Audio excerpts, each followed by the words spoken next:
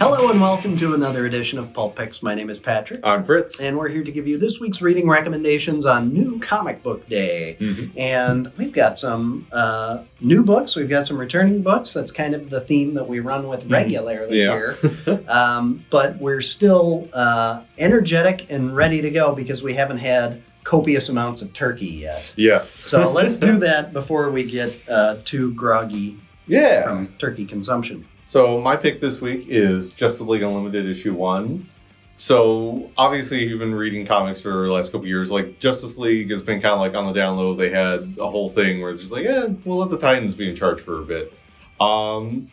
They decided they enjoyed their off time. It's just like, nah, we're back. We're back and we're bigger and better than ever. Yep. And yeah, so obviously, if you can't tell from the name, we're riffing on the cartoon that if you're my age, you grew up watching and absolutely loved probably. And this series is off to a very good start in terms of kind of like emulating that, where it's like, this is very much kind of like its own like little standalone adventure, but you're starting to see like threads are going to probably build over the course of it. Yeah. But it's a very fun standalone adventure because the book is by Mark Waid and Dan Mora, who, if you also been reading comics for the last couple of years, probably really enjoyed their Shazam run, their World's Finest run, and they're still on fire here. Like, no surprise there. They click so well together. Oh yeah, like it's I don't know what it is. Like, there's just something about them teaming up that like they just are like on the same wavelength so easily. But yeah, it's Airwave is kind of being introduced to like the whole concept of the team, like the Watchtower. You get this fun little Flashes just like grabs him, just runs around like showing him everything. You get to see a bunch of characters interact that like you never really like. I don't know, has Star Sapphire and Black Lightning ever actually been on the same panel together? I don't feel like they ever have. If they have, it was a group shot in some massive crossover event or something. Yeah. But yeah, it was really interesting. That was part of the fun of this, was how they're assembling teams to go out and address the which was issues as they arise. One of the fun things with the old cartoon, because just like in what other scenario with that would you have, like where a recurring team up is Green Arrow, Question, and Supergirl, like just like characters that normally don't really ever have any reason to interact. Like you get to actually see them. Like there's a great bit early on where when Airwave first gets there, like a bunch of different teams are being sent to different missions, and it's a lot of like the people you expect to see, but then there's like other characters like Torterra, which I don't know if anyone's seen him since Guardians of the Galaxy, or not Guardians of the Galaxy, Guardians of the Globe. Yeah. Sorry. Wow. Like way back. Like, just like real like in the weeds characters. Super weird side note. I read 2 books in a row where there was a character of that same. I noticed that too. I read Iron Man right before I read this. Yeah. I was like, what are the chances of that? I mean, listen, when you're one of like the world's most unique lizards, you're going to get like a character named after you. That's your little biology thing for the day. Nice. Oh, also speaking of Justice League Unlimited, the cartoon, I love that they've got like an homage to the intro on here. Like that's super cool. Yeah. But yeah, no, it's a fun start. You can see from the cover here, there's also a little preview for the new Batman Hush sequel that they're got coming up in, I think, March. They've got a preview of it in the back of the book, so I guess we could. Yeah, actually, it begins in Batman 158, which I'm not going to do math right now, but I'm going to say March. Sure. But yeah, fantastic start. I'm super excited to see where they go from here. Next issue I know is going to involve a lot of Batman Blue Beetle, which is another team up that was always great in a bunch of the other cartoons like Brave and the Bold. But yes, absolutely, yes. So, which I really enjoyed that one too. Yeah, it turns out when you've got a bunch of characters, just mashing them together can be a real fun time. Well, and so I think this is kind of part of what DC has started getting right in the last year and a half, is that they've got this huge stable of characters that they underutilized for quite a while. And maybe, throwing each of them on their own book, a la New 52, isn't the way to go.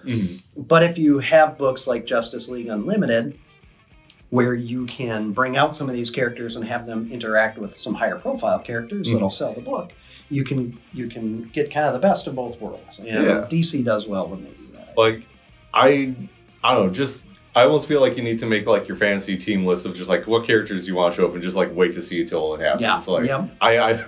I want a story where it's like Etrigan hanging out with, I don't know, the Sea Devils. Like that. Yeah. Like, I don't even know how that would go, but it'd be interesting. Yeah, well, they sent the Challengers of the Unknown out on this one, right? Yeah. Was that? Yeah. Yeah, they've actually, if you're a Challengers fan, they've got a miniseries coming up. Yeah, very So, cool. yeah, they're kind of being like the maintenance team, kind of dealing with a lot of the stuff on the Watchtower. Yeah. Mm-hmm. Interesting.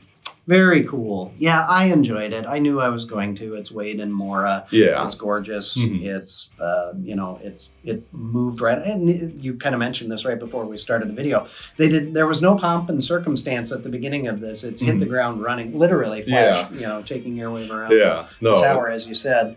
And then we get right out into a mission, and we have an interesting group out in the field that includes Star Sapphire and Black Lightning. And Firestorm, I can't really remember the last time I feel like he showed up in anything. Yeah. So, like, that was really cool. Yeah, shout out to Corey Miller, one of his favorite That's characters. right, yeah. Yeah.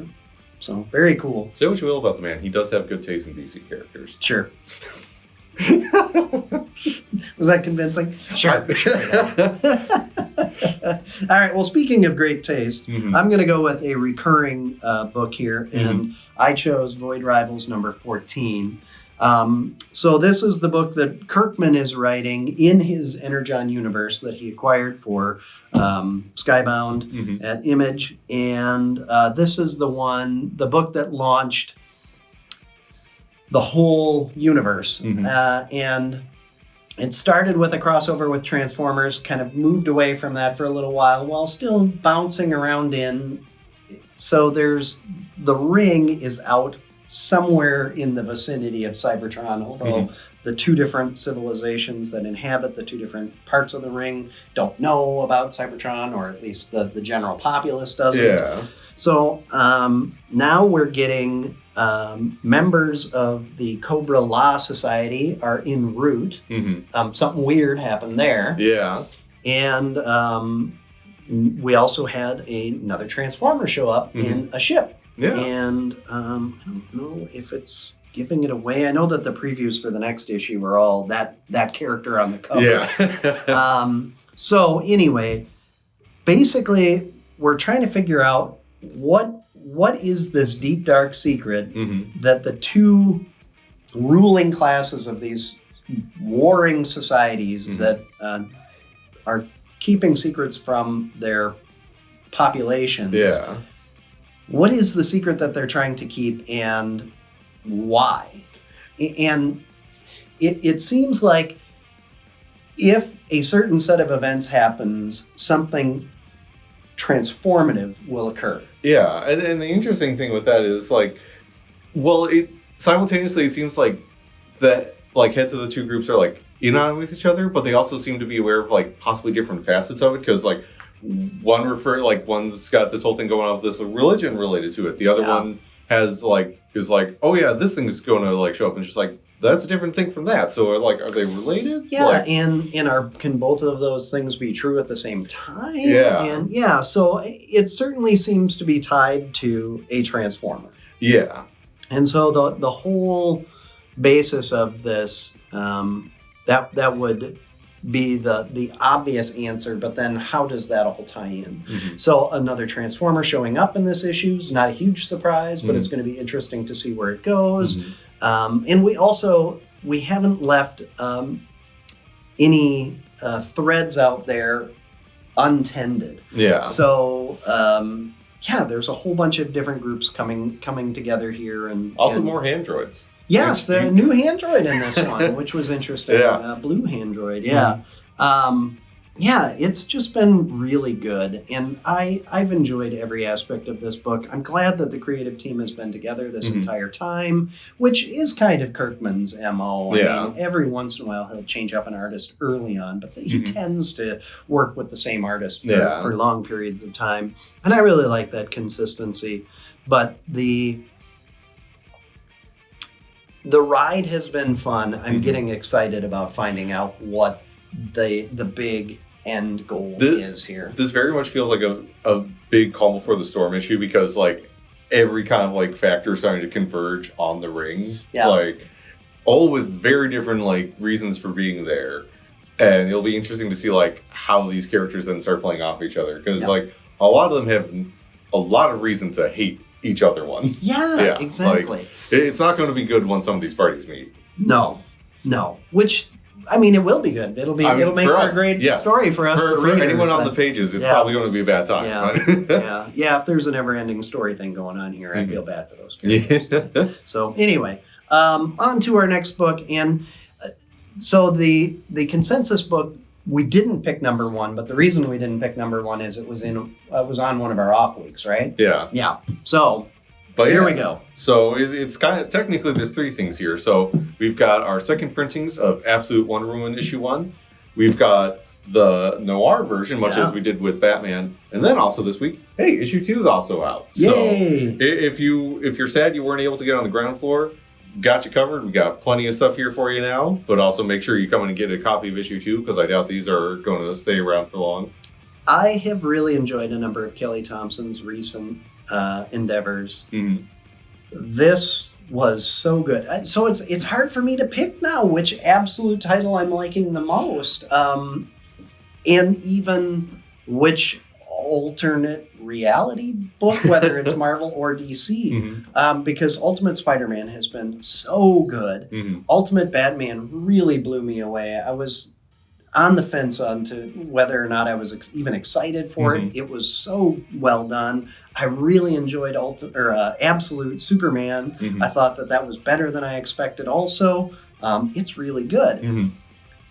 Absolute Wonder Woman might be the best one out of the 3, though. There's something... It's so good. It's a strength that, like, I'd say you also particularly see with, like, say, like Dragotta on Absolute Batman or Momoko on Ultimate X-Men, where, like, Hayden Sherman's art just does so much to elevate what's already like a good story, like a good script from Thompson, and just like the way that they will do panel layouts, how they'll have like characters like emoting on the page is just like so good. Like I it's wild that I was only recently introduced to them with their work with I believe it was funny enough another Thompson, Zach Thompson, I believe unrelated, on Into the Unbeing. Right. Which I believe issue 1 I had on here.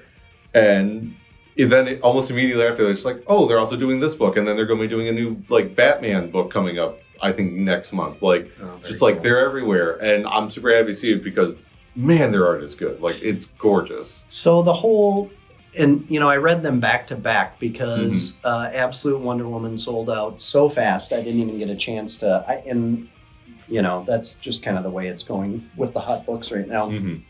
But I didn't even get a chance to read it before we were sold out. And so I read issue 1 and 2 back to back.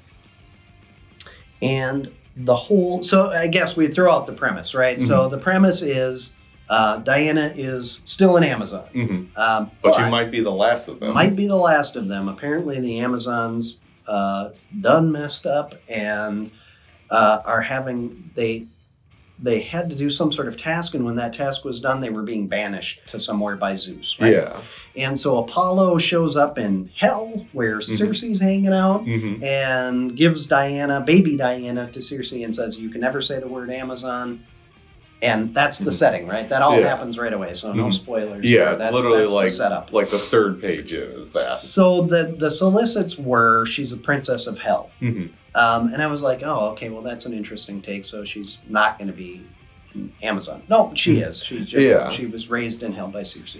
So when they're doing the scenes of her as she's growing up and the two of them interacting or whatever, and it's these wide panels that go across 2 pages and whatever, it was really kind of weirdly reminiscent of like Empire Strikes Back, like when Luke is visiting Yoda in his weird little hut. Yeah, like one of my favorite things with that you talk about those panels is there is a bit of that where it's just like you kind of like get this like real sense of like, oh, this is like this character's home, but then you also get to see as that home evolves with Diana being there, like the ways it changes and like grows. And the highlight of that first issue, like as much as I love like all the action that Sherman gets to do, is then also just like the way that like Diana and Circe, like how they kind of like interact and like how they change each other in their ways. because Cersei, I don't know, Cersei has never been a character that like I've been like particularly into, like not in terms of them being bad, but like they've always just kind of be like, yeah, they're like a neat like Wonder Woman villain, but like here, like the like kind of like mother-daughter dynamic that they kind of establish is so interesting. And I think you're right. I think so. One of the themes of this book is that Diana is a transformative force, yes. right? And that is such a interesting concept to really tap into. And so that continues as Diana then meets somebody from Earth isn't right because they're all from Earth, but from modern society. Yeah. And then, just her being who she is and such a earnest person at her core, and caring and genuine, it changes people around her. But then also when she shows up in the United States to protect a city from some terrible thing happening, which, shocking, it's a comic book, so that's going to happen. Also, just this being this agent of change, sometimes people embrace that. Sometimes it takes a while for people to embrace that, and sometimes people push back hard against that. And that is kind of one of the, again, that's a Wonder Woman kind of theme, and it's one of the things that Tom King is doing right now in the main Wonder Woman, right, Tom King? Yeah. In the main Wonder Woman book, that is really a great aspect of Wonder Woman to really explore, and that's also happening in this book. I love the bit where like someone's yelling at her and at the end she's just like, "Are you done? Are you done?" Because that's the thing. Like for all that, she's also just like she's someone that like she knows that she's got a job to do, and she's like, "I'm going to do my job. I'm going to make sure like people are safe. Right? Don't get in my way." Yeah, and also I'm not going to be. I'm not going to allow myself to be dragged down into a petty argument that could distract me from my reason for being. Yeah, it's just like, this is not the time or place for this. We can deal with that later. Right now, we got to do, like... So good. Yeah. Also, I normally hate anytime Wonder Woman has a sword. Turns out the secret was just make the sword bigger. Yeah, and the story behind the sword helped, too. No. It was super cool. So she has got this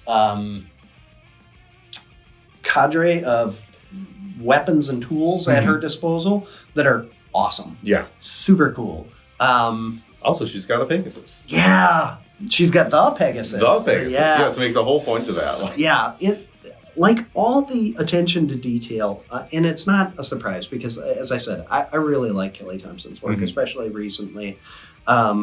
That attention to detail, though, it really goes a long way in making this different take on a very well-known character really work. It's been so much fun so far. I'm so excited to see where it goes. But all three of these books, Batman, Superman, Wonder Woman, the absolute versions, have been just above and beyond expectations. So good. So, all right. Well, before we wrap this up, what almost made the table for you? Let's see.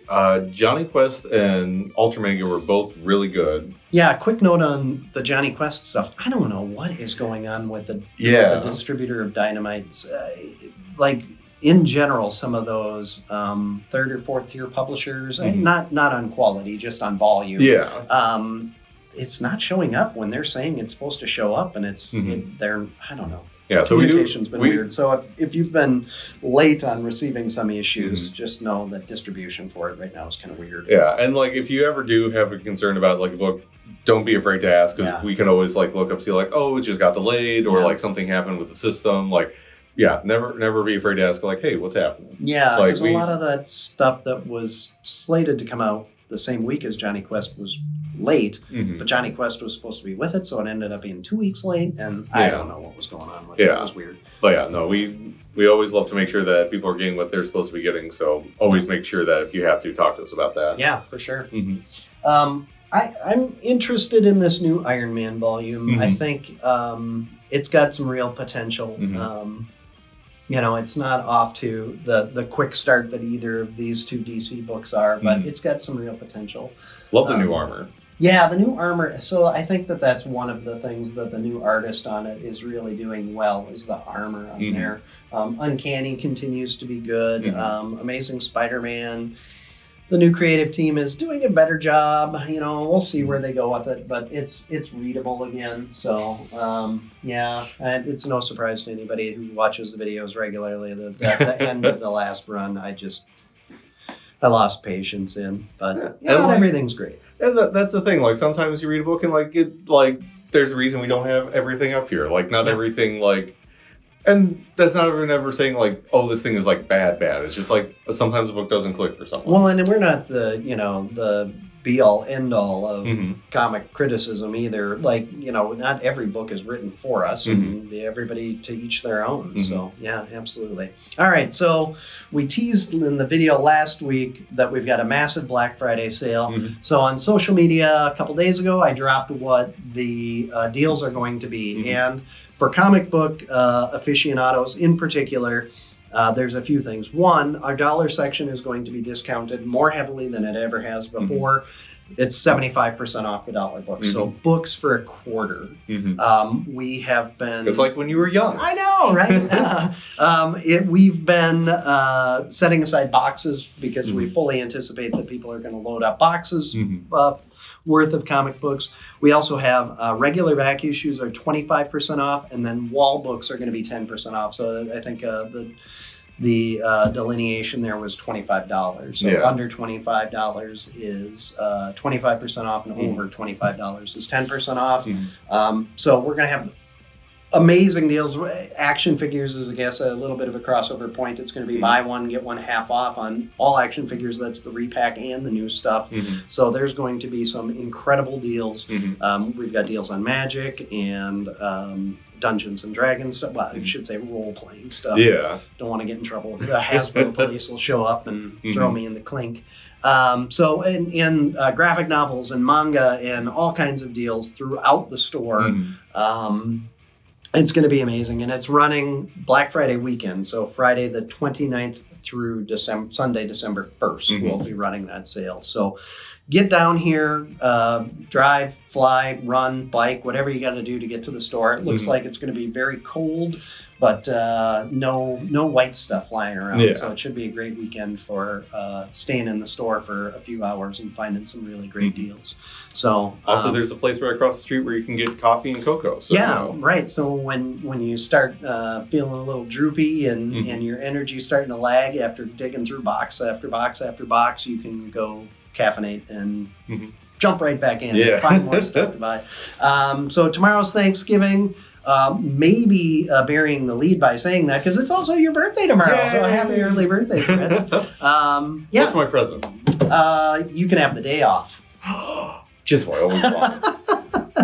But you got to be back on Friday because everybody's going to be trying to buy stuff. So, which is also his birthday. Oh man, I don't have birthdays anymore. The calendar doesn't go back that far. So, but yes, it'll be my birthday on Friday. So my gift is to all of you. We found out today giving it away. You're older than Fred Durst. I don't know what to make of that. No, I'm not. He's older than me. Wait, no, what? Yeah, I think you said he was in his 50s.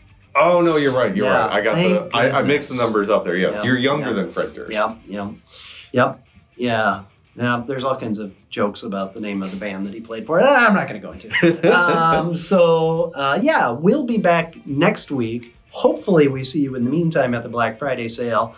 Be sure to like, follow, subscribe, share, all of that good stuff. Leave your comments. We love to hear those. And we'll be looking forward to seeing you Friday, Saturday, Sunday this weekend for big deals. Have a happy and safe Thanksgiving. And we'll be back with more picks. Until then, enjoy the reading.